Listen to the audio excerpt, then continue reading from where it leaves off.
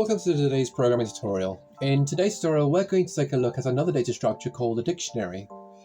Now, a dictionary is a data structure that has a key and value pair. We're used to using indexes. Think of a dictionary as a list where instead of using an index, we specify a label for each of our data. So how do we create a dictionary? Let's create a dictionary that stores the information of a person. We'll call this dictionary person. Now, unlike a list, a dictionary doesn't use square brackets to create itself. It uses curly brackets. Now, we can specify this all in one line, and we can do this with lists, by the way. We can do this on multiple lines like this. It just makes it easier to read. Up to you.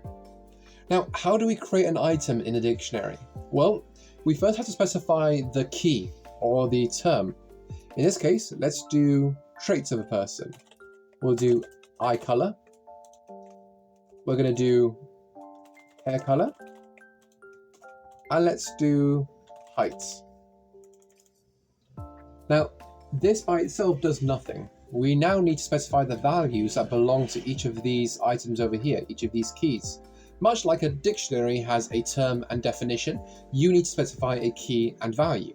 Now, how do we do that? Well, we can use a colon to represent the value. And I'll even replace this to make it make more sense. So the eye color we can say is brown. The hair color might be blonde. And the height could be 6 foot 2 inches.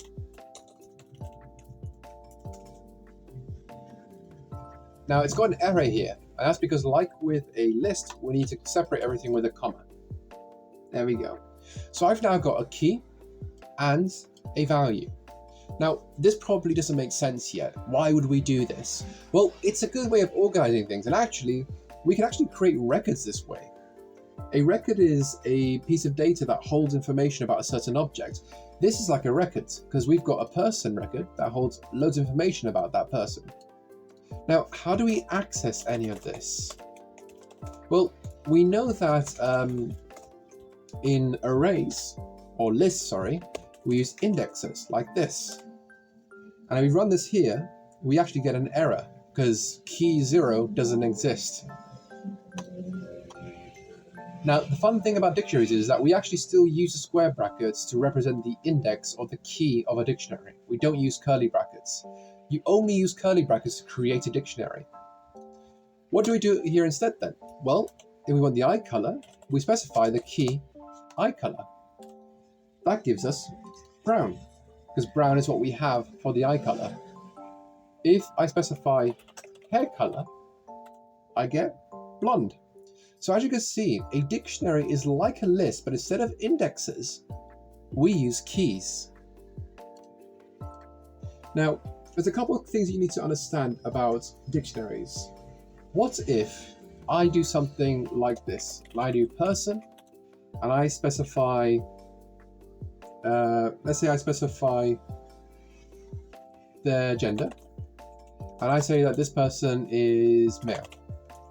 Well, gender doesn't exist inside this dictionary. So what happens then? Well, the person dictionary will create a new key called gender and insert it into the dictionary. If I print the person dictionary, you can see here I now have a new key value pair.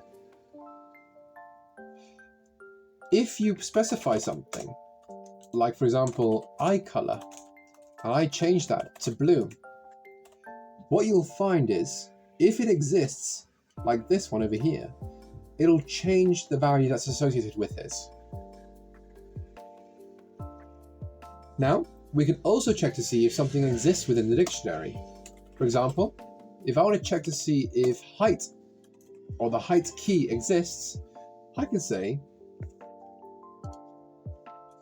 height in person. And if I run this, it says true. So I can modify this into an if statement to check whether or not that key exists in a loop. I can also create or get the length of person and that will give me the length of the amount of items there are in that dictionary. Now, how do you iterate through a dictionary? Well, there's two key ways of doing this, no pun intended. We can do for key in person, and then I can print out person with the key in the value. If I do this, it'll print out every single item of that dictionary. Another way to do it, if I separate it with a space here, is like what we do with enumerate in lists. If I can specify for key value in person, and for dictionaries I have to use a special modifier or a special method called .items here, which grabs all the items in the dictionary.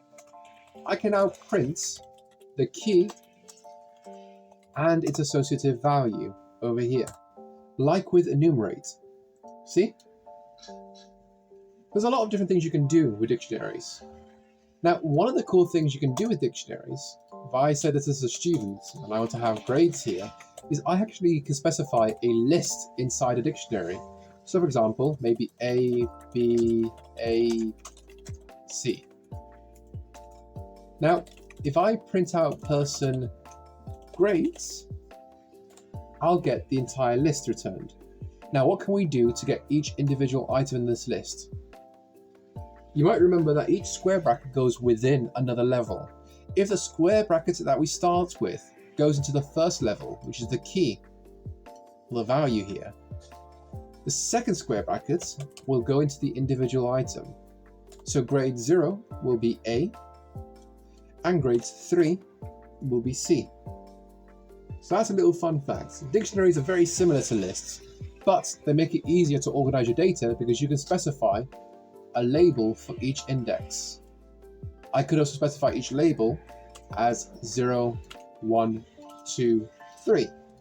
But for that, you might as well just use a 2D list or just a normal list. Thank you for watching this tutorial. I hope you found it helpful.